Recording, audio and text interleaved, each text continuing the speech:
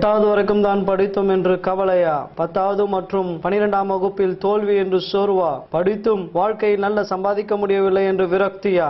கவலை வேண்டாம், உங்களுக்காகவே, உங்கள் எதிர்கால உயர்வுக்காகவே Victory Institute of Catering and Hotel Management Tamil Nadu அரசு அங்கீகாரம் பெற்றது. உலகத்திலும் இந்தியாவிலும் வேகமாக வளர்ந்து வரும் வேலைவாய்ப்புக்கான துறை. 60% கட்டண தள்ளுபடி, நல்ல வருமானத்தில் வேலைவாய்ப்பு, இந்தி ஆங்கில சிறப்பு வகுப்புகள், உலகத்தரம் வாய்ந்த போதனை, செய்முறை விளக்கம் முதல் முறை திருவள்ளூரில். இடம் காந்திபுரம் அரசு மருத்துவமனை எதிரில். பாடத்திட்டம் diploma in food production, diploma in food and beverage service, front office management. 3, 4, 5 நட்சத்திர ஹோட்டல்களிலும் கப்பல்களிலும் விமானத்துறைகளிலும் மற்றும் வெளிநாடுகளிலும் அதிக வேலை வாய்ப்பு உண்டு. 8th and above, pass or fail, duration just 1 year. சென்ற ஆண்டு படித்தவர்கள் கொடைக்கானல் 5 நட்சத்திர ஹோட்டலில் நல்ல சம்பளத்திற்கு பணிபுரிகிறார்கள். தொடர்புக்கு 9894804708 மற்றும் 9442604974.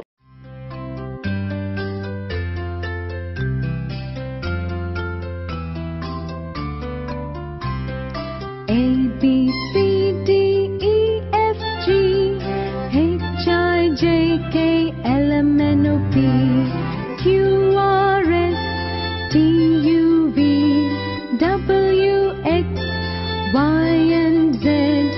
Now you know your ABCs. Next time won't you sing with me?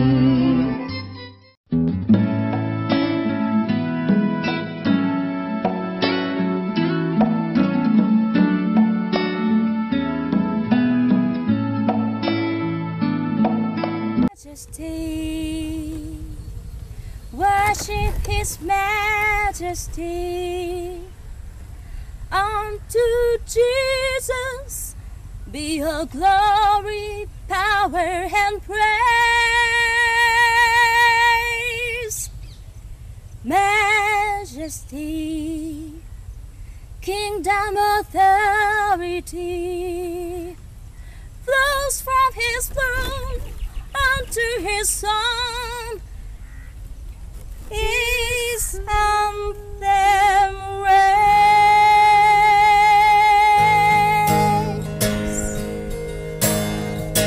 Majesty, worship His Majesty. Unto Jesus be all glory, power, and praise. Majesty,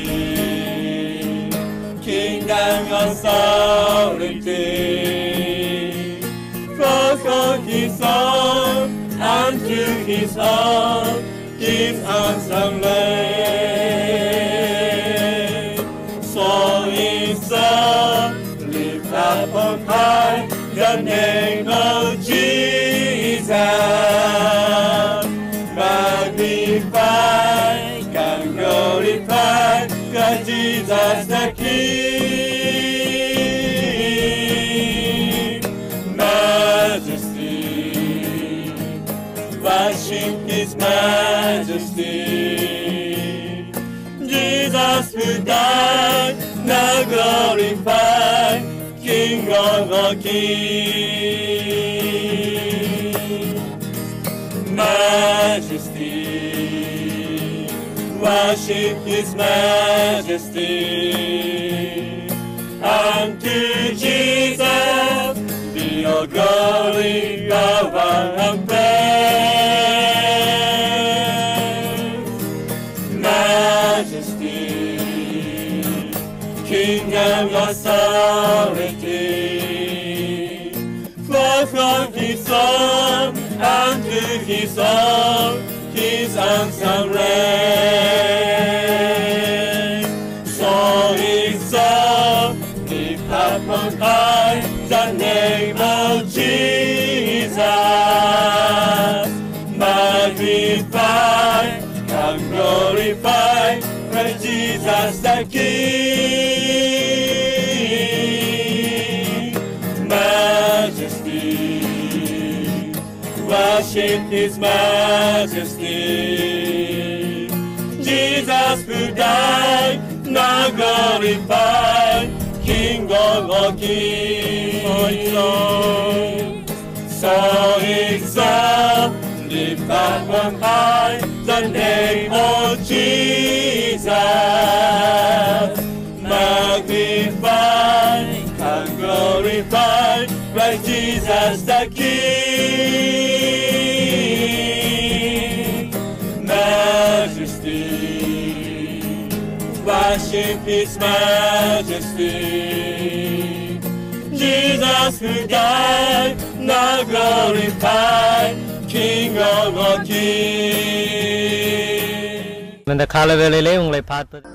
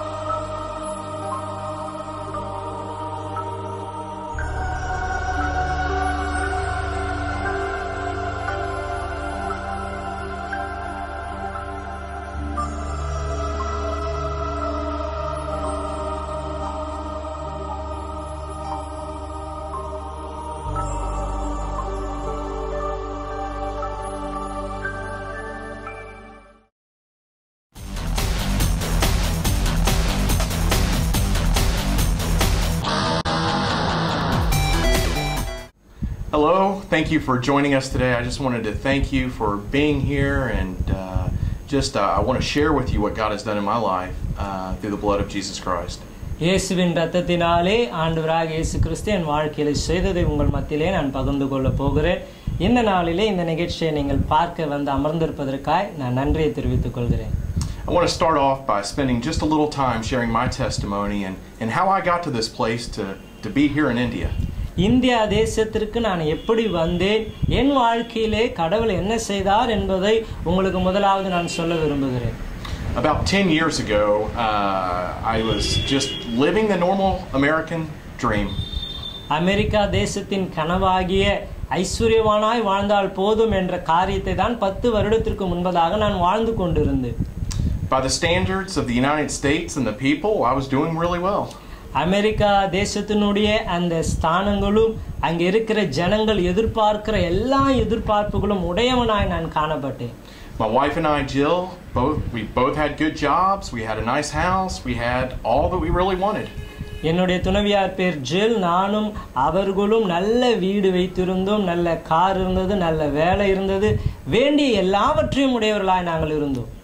But even with all these nice things and the cars and all the amenities, we still had an emptiness in ourselves and our marriage. எங்களுடைய திருமண வாழ்க்கையிலும் தனிப்பட்ட வாழ்க்கையிலும் ஏதோ ஒன்று துளைத்தவர்களாய் இவைகள் எல்லாம் இருந்தும் எங்கள் வாழ்க்கை காணப்பட்டது. And I think really at that time that kind of started a search, and we thought, what are we missing? Where is the real joy in our life? அப்பொழுதுதான் நாங்கள் யோசிக்க ஆரம்பித்தோம், எதை நாங்கள் இழந்து போயிருக்கிறோம், உண்மையான ஒரு சந்தோஷம் வாழ்க்கையிலே இல்லையே என்று நாங்கள் யோசிக்க ஆரம்பித்தோம். See, we were happy because we were able to do things and buy things, and we had our needs met, but we really didn't have true joy. எங்களுக்குள்ளே அவ்வப்போது சந்தோஷம் இருந்தது. காரணம் என்னவென்றால் வேண்டியது எல்லாம் இருந்தது, செய்ய வேண்டிய எல்லா காரியங்களும் எங்களால் செய்ய பலனும் இருந்தது, பணமும் இருந்தது. And that's what I want to talk to you today, the difference between just happiness and true biblical joy that can only be found in the person of Jesus Christ. இந்த நாளிலே அதை தான் உங்களுக்கு சொல்ல விரும்புகிறேன். ஏதோ சந்தோஷமா இருப்பது அல்ல, தேவனுக்குள்ளே மனமகிழ்ச்சியா எல்லா வேளைகளிலும் எப்படி இருப்பது என்பதுதான் உங்களுக்கு நான் கற்றுக் கொடுக்க விரும்புகிறேன். 10 years ago, I was invited by 2 older gentlemen to travel to Mexico. 10 வருடத்திற்கு முன்பதாக வயதான 2 பேர் மூலமாக நான் மெக்சிகோ என்ற தேசத்திற்கு அழைத்து கொண்டு போகப்பட்டேன். I thought I'd only be gone a couple of days just to drop stuff off at the border of Mexico and the United States. நான் யோசித்த காரியம் அமெரிக்கா தேசத்திற்கும் மெக்சிகோ தேசத்தினுடைய பார்டர்ல சில பொருட்களை இறக்கி தருவதற்காக தான் நான் போகிறேன் என்று நான் நினைத்தேன். We ended up in the desert of Mexico for 10 days, 10 full days. ஆனால் அந்த மெக்சிகோ பாலைவனத்திலே 10 நாட்கள் நேரத்தை செலவிட வேண்டிய ஒரு கட்டாயம் ஏற்பட்டது. No electricity, no cell phones, no television. There was nothing to do. அந்த இடத்திலே பார்ப்பீர்கள் என்றால் அங்கே கரண்ட் வசதி இல்லை, அங்கே டிவி இல்லை, இன்டர்நெட் இல்லை, ஒரு வசதியும் இல்லாத ஒரு ஜனமத்திலே நான் மாட்டிக்கொண்டேன். The people there lived a very, very simple life. அங்கே இருந்த ஜனங்கள் மிகவும் சாதாரணமான ஒரு வாழ்க்கையை வாழ்ந்து கொண்டிருந்தார்கள். But it was one thing very interesting about their lives. ஆனால் அவருடைய வாழ்க்கையிலே நான் பார்த்த ஒரு மிக முக்கியமான காரியம் என்னவென்றால் The local Christians had true biblical joy. ஆனால் அந்த பகுதியிலே ஒன்றும் இல்லாமல் இருந்த கிறிஸ்தவர்களை பார்க்கும்போது அவர்கள் நிறைவான சந்தோஷமுடையவர்களாக இருந்தார்கள். They had nothing. They had no cars, no electricity, no electronics, absolutely nothing. They were poor. அங்கே பார்க்கும்போது அவர்கள் மிகவும் வறுமையில் இருந்தார்கள். கார் இல்லை, டிவி இல்லை, கரண்ட் இல்லை, எந்த ஒரு நல்ல பொருட்களும் இல்லை, ஆனால் நிறைவான சந்தோஷம் இருந்தது. At the same time, they were very rich. ஆனால் அவர்கள் ஒன்றும் இல்லாமல் இருந்தாலும் ஐஸ்வர்யவான்களாக இருந்தார்கள். So let's talk a little bit about the difference between being just happy and having real joy. ஆகவே ஏதோ சந்தோஷமா இருப்பதை காட்டிலும் உண்மையான சந்தோஷமா எப்படி இருப்பது என்பதை குறித்து உங்கள் மத்தியிலே நான் பேச விரும்புகிறேன். So something very interesting happened when I returned back to the United States from Mexico. ஆகவே மெக்சிகோவிலே இருந்து நான் மறுபடியும் அமெரிக்கா தேசத்திற்கு திரும்பி வரும்பொழுது உண்மையாக வித்தியாசமான ஒரு காரியம் என் வாழ்க்கையிலே நடைபெற்றது. Everybody tried to tell me I was just really impacted by seeing a lot of poor people, and it made my heart just sad. அங்கே இருக்கிற அந்த ஏழ்மையான ஜனங்களை பார்க்கும்போது அது உண்மையாகவே என்னை பாதிக்க ஆரம்பித்தது. The truth was they were very poor. உண்மையாகவே அவர்கள் வறுமையிலும் ஏழ்மையிலும் வாழ்கிறது உண்மைதான். But it didn't bother them to be poor.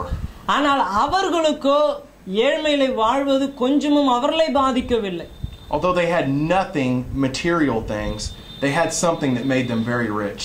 ஆனால் அவர்களுக்கு வாழக்கூடிய எந்த காரியங்களும் இல்லாமல் இருந்தும் அவர்களை ஏதோ ஒன்று சந்தோஷமாய் வைத்து கொண்டு இருந்தது.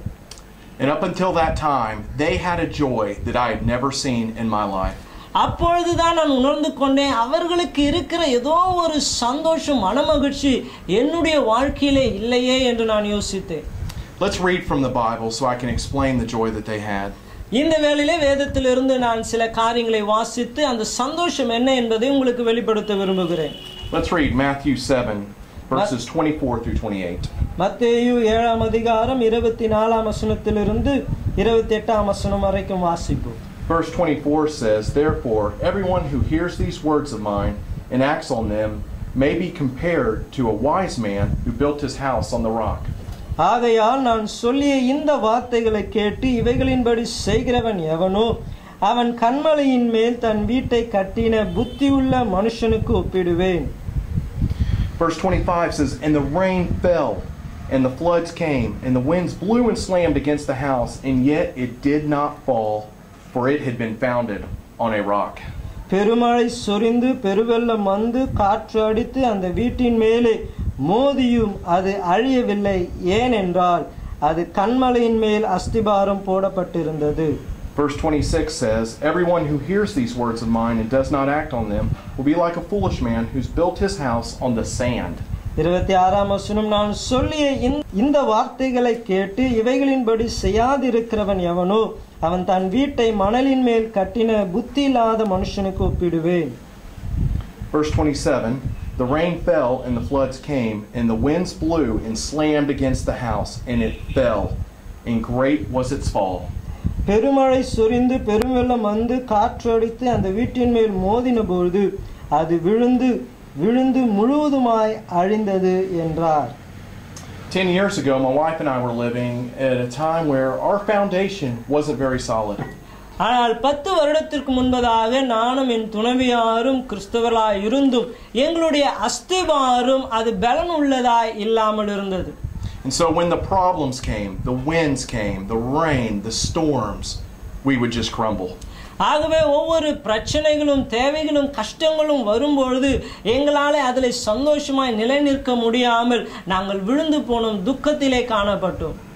So I decided after this trip to Mexico, whatever it took, I wanted to have a firm foundation. ஆகவே நான் ஒரு தீர்மானம் எடுத்து மெக்சிகோவிலிருந்து திரும்பி வந்த பிறகு அவர்கள் பெற்ற அந்த நித்திய சந்தோஷத்தை எப்படியாச்சும் நானும் பெற்றுக்கொள்ள வேண்டும் என்று சொல்லி. Because the Bible says there will be many storms, there will be troubles, there will be many tribulations in this life on earth. ஆகவே வேதம் இவ்விதமாய் சொல்லுகிறது, உலகத்திலே நமக்கு பலவிதமான பிரச்சனைகள், புயல்கள், ஆபத்துகள் வர நேரிடும் என்று வேதம் சொல்லுகிறது. But I'm here to testify, even in the midst of all these storms and the troubles, there is a way to still have joy through these storms. ஆனால் இந்த நாளிலே நான் உங்களுக்கு சொல்ல விரும்புகிற காரியம், எப்படிப்பட்ட பிரச்சனைகள் துன்பங்கள் உங்களை மேற்கொள்ள நினைத்தாலும் அதன் மத்தியிலே உங்களாலே சந்தோஷமாய் நிச்சயமாய் இருக்க முடியும். But we have to have a firm foundation. அப்படி நீங்க சந்தோஷமா இருக்கணும்னா உங்களுடைய அஸ்திபாரம் நிலை உள்ளதா இருக்க வேண்டும்.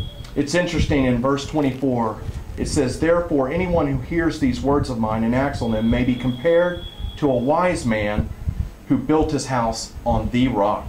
24ஆம் வசனம் சொல்லுகிறது, ஆகையால் நான் சொல்லிய இந்த வார்த்தைகளை கேட்டு இவைகளின்படி செய்கிறவன் எவனோ அவனை கன்மலையின் மேல் தன் வீட்டை கட்டின புத்தியுள்ள மனுஷனுக்கு ஒப்பிடுவேன்.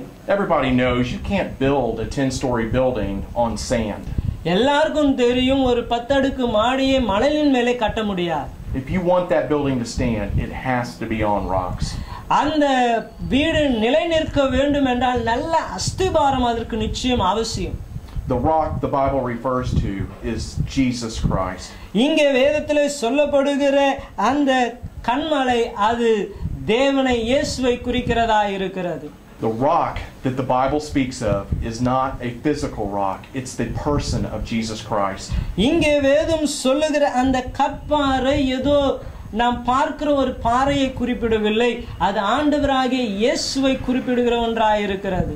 The Bible says if we build our foundation on Jesus Christ, நம்மளுடைய அஸ்திபாரத்தை இயேசுவின் மேலே நாம் வைப்போமே என்றால், He will give us true biblical joy. He will give us the foundation we need to live this Christian life. இந்த கிறிஸ்துவ வாழ்க்கையை நன்காக வாழ அவர் நமக்கு பலப்படுத்துவார். The Bible never says we won't have problems. வேதம் நமக்கு பிரச்சனையே இருக்காது என்று சொல்லவில்லை. The Bible never promises that on earth there will never be storms. இந்த பூமியிலே எந்த ஒரு தொல்லையும் ஒரு புயலும் நமக்கு விரோதமாய் வீசாது என்று வேதம் சொல்லவில்லை. But there are promises that says if we remain in Jesus Christ that we have a hope, an eternal hope. வேதம் சொல்லுகிறது நாம் இயேசுவை உண்மையாய் விசுவாசிப்போமே என்றால் எல்லா காரியங்களிலும் ஒரு நித்திய நம்பிக்கையை தேவன் நமக்கு கட்டளையிடுவார் என்று சொல்லி. So I want to share with you right now how you can have the promise not only of eternal life but joy here on earth. நித்திய ஜீவனை பெற்றுக்கொள்வதை மாத்திரமல்ல, இந்த பூமியிலே வாழும்பொழுது நீங்கள் எப்படி சந்தோஷமா இருக்க முடியும் என்பதை குறித்து உங்களுக்கு நான் விவரிக்க விரும்புகிறேன். The Bible says for all have sinned and fallen short of the glory of God. வேதம் சொல்லுகிறது எல்லோரும் பாவம் செய்து தேவனுடைய மகிமையை அற்று போனோம் என்று சொல்லுகிறது. The Bible also says for the wages of sin is death. வேதம் இவ்விதமாய் சொல்லுகிறது பாவத்தின் சம்பளம் மரணம் என்று சொல்லி. But Jesus provided a way for us to never die. ஆனால் ஆண்டவராகிய இயேசு கிறிஸ்து நாம் மரிக்காதபடி அவர் ஒரு நித்திய ஜீவனுக்கான நம்பிக்கையை கொடுத்திருக்கிறார். Of course this physical body will die. உண்மையாக இந்த சரீரம் மரித்து போகும். But we have a soul that will live forever. ஆனால் நமக்குள் இருக்கிற ஆவியோ அது ஒரு நாளும் மரிக்காது. I want to talk to you about a bridge. நான் ஒரு பிரிட்ஜை குறித்து நான் பேச விரும்புகிறேன். Our life is like trying to cross a bridge. நம்மளுடைய வாழ்க்கை ஒரு பிரிட்ஜில் ஏறி மற்றொரு சைடு போறதை போல. But actually there's no way, there's no bridge. There's a giant, say it broke apart in the middle. ஆனால் இந்த பிரிட்ஜில் நாம் பார்ப்போம் என்றால் பாதியிலே அது உடைந்ததா இருக்கிறது. இந்த புறத்திலிருந்து அந்த புறம் நம்மால் போக முடியாத தடை இருக்கிறது. And we are trying to get to God who is on the other side, but the bridge is out. ஆனால் அந்த புறத்திலே இருக்கிற தேவனை கடவுளிடத்துல போகணும்னு ஆசை இருக்கு, ஆனால் போவதற்கு வழி இல்லை, bridge உடைஞ்சிருக்கு. There's no way other than to make it across this bridge. ஆகவே மற்ற யாராலையும் நம்மை அப்புறத்திலே கொண்டு போகவே முடியாது. Jesus Christ bridged the gap. He fixed the bridge to provide a way to God the Father.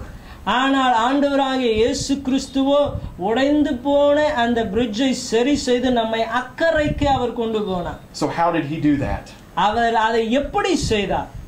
He did that by boring our sins, taking on our sins and dying on the cross. அவர் நம்முடைய பாவங்களை நம்மளுடைய காரியங்களை அவர் மேல் ஏற்றுக்கொண்டு நமக்காய் அவர் மரித்தார். And the Bible says because he died on the cross and he spilt his blood, அவர் சிலுவையிலே மரித்து தன்னுடைய ஜீவனை இரத்தத்தை அவர் கொடுத்ததினாலே that the blood of Jesus will cover us and cleanse us and make us a new creation. அவருடைய இரத்தம் நம்மளுடைய பாவங்களை எல்லாம் கழுவி சுத்திகரித்து நம்மை புதிய மனுஷனாய் மாற்றும். But the Bible says we have to do a couple of things. ஆனால் அதற்கு முன்பதாய் நாம் சில காரியங்களை செய்ய வேண்டும் என்று வேதம் சொல்லுகிறது. See, Jesus Christ did the work of the cross. ஆண்டவராகிய இயேசு கிறிஸ்து சிலுவையிலே அவர் செய்ய வேண்டியதை செய்தார். But the Bible says we must repent of our sins. ஆனால் வேதம் சொல்லுகிறது நாம் நம்முடைய பாவங்களில் இருந்து மனம் திரும்ப வேண்டும். Repentance is really asking for forgiveness, turning from that sin, never to turn back to it again. நீங்கள் கடந்து போகிற அந்த பாதையிலிருந்து அப்படியே நீங்கள் முற்றிலுமாய் திரும்பி இனி அந்த பாவ வாழ்க்கை அல்ல, தேவனை நோக்கி நீங்கள் நடக்க வேண்டும். And then the Bible says also that we are no longer slaves to sin, but slaves to righteousness. வேதம் இவ்விதமாய் சொல்லுகிறது, இனி நாம் பாவத்திற்கு அடிமை அல்ல, நீதிக்கு அடிமைகளாய் இருக்கிறோம் என்று சொல்லி. The Bible says that if we do that, then we are a new creation. We have been born of God, that we are called sons and daughters of the Most High King. நீங்கள் இப்படி செய்வீர்கள் என்றால் வேதம் சொல்லுகிறது நீங்கள் தேவனுடைய பிள்ளைகளாய் மாற்றப்படுகிறீர்கள், அவருடைய ராஜ்யத்துவத்தை பெற்றவர்களாய் இருக்கிறீர்கள். So I plead with you and I beg with you today. ஆகவே இந்த வேளையிலே உங்களை நான் கெஞ்சி தாழ்மையோடு நான் கேட்டுக்கொள்கிறேன். If you don't know Jesus Christ, நீங்கள் இயேசுவை அறியாதவர்களாய் இருப்பீர்கள் என்றால், and you were on a journey like I was, என்னை போல ஒரு பயணத்திலே நீங்கள் ஈடுபட்டு இருப்பீர்கள் என்றால், that you would just cry out to Jesus. இந்த வேளையிலே இயேசுவை நோக்கி கூப்பிடுங்க. That you would just confess that you are a sinner in need of a Savior. நான் ஒரு பாவி, எனக்கு ஒரு இரட்சகர் வேண்டும் என்று சொல்லுங்க. Turn from your sins. உங்கள் பாவத்தை விட்டு மனம் திரும்புங்க. And follow and obey Jesus. ஆண்டவராகிய இயேசு கிறிஸ்துவுக்கு கீழ்ப்படியுங்க. And I pray also that you would seek out a biblical church such as Joy's Church. இந்த நாளிலே போதகருடைய சபையை போல நல்ல பெந்தகோஸ்து சபையை தேடி போங்க. I thank you for your time, and I want to let you know I've developed in these 10 days just a strong love for the people of India and the hope that we have in Jesus Christ. இந்த கடந்த 10 நாட்களிலே இந்த India தேசத்தின் மேலே நிறைவான அன்பை பெற்றவனாய் இந்த தேசத்திற்காக ஜெபிக்க நான் சத்தியத்தை சொல்ல வேண்டும் என்று நான் விரும்புகிறேன். Thank you, and I'll let Joy tell you about his church and the ministry opportunities and a way you can call to talk to someone if you have more questions. இந்த வேளையிலே போதகர் உங்கள் மத்தியிலே பேசி அவருடைய சபையை குறித்தும் நீங்கள் எப்படி எங்களை தொடர்பு கொள்ளலாம் என்று குறித்தும் அவர் உங்கள் மத்தியிலே பகிர்ந்து கொள்வார். Thank you. சோதரம் இந்த நாளிலே இந்த நிகழ்ச்சியை பார்த்தீங்க. உண்மையான சந்தோஷம் கடவுள்கிட்ட மாத்திரம்தான் இருக்கு. அந்த சந்தோஷத்தை எப்படி நீங்கள் பெற்றுக்கொள்ள வேண்டும் என்றால், நல்ல ஒரு பெந்தகோஸ்து ஆலயத்திற்கு போங்க, அங்கே போதகர்கள் இருப்பாங்க. உங்களுடைய பாரங்களை நீங்கள் ஷேர் பண்ணுங்க. அவர்களும் சபையில் இருக்கிற எல்லாரும் உங்களுக்கு ஜெபிப்பார்கள். எங்களுடைய ஆலயம் திருவள்ளூரிலே ஷாலும் ஜெபகோபுரம் காக்லூர் சாலையிலே அமைந்திருக்கிறது. ஒவ்வொரு நாளும் காலை, ஒவ்வொரு ஞாயிற்றுக்கிழமை காலை 9 மணிக்கு விசேஷித்த ஆராதனை இருக்கிறது. உங்களை வருக வருக வருக என்று வரவேற்கிறோம். வாருங்கள், உங்களோடு கூட பேச நேரத்தை செலவிட நாங்கள் காத்திருக்கிறோம்.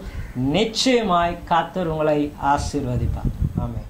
வியாதியா, பில்லி சூனிய கட்டுகளா, தோல்வியால் சோர்ந்து சமாதானத்தை தேடுகிறீர்களா? உங்களுக்கு தேவனிடத்தில் பிரார்த்தனை செய்ய நாங்கள் காத்திருக்கிறோம். கடவுளின் அன்பை அறிந்து கொள்ளவும் அவரை மகிழ்ச்சியுடன் கவலைகளை மறந்து ஆராதிக்க உங்களை அன்புடன் அழைக்கிறோம். ஞாயிற்றுக்கிழமை காலை 9 மணிக்கும் மற்றும் மாலை 6 மணிக்கும் விசேஷித்த ஆராதனை உண்டு. வெள்ளிக்கிழமை காலை 11 மணிக்கு உங்களுக்காக விசேஷித்த உபாச ஜபத்தை ஏற்படுத்தியுள்ளோம். இடம் ஷாலும் ஜபகோபுரம், திருவள்ளூர் காக்லூர் சாலை, திருவள்ளூர். கர்த்தர் உங்களை ஆசீர்வதிப்பாராக.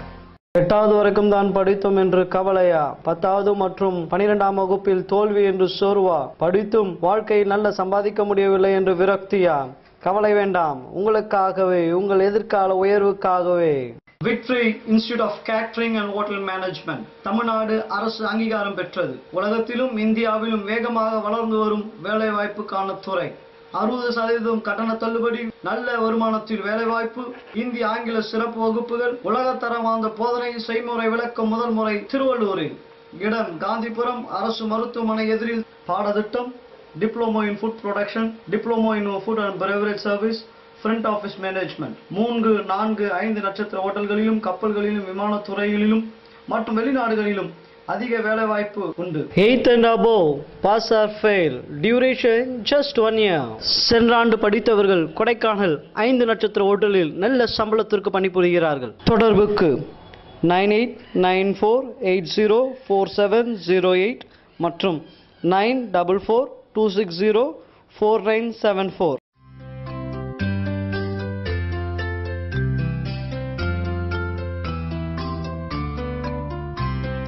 A B C D E F G H I J K L M N O P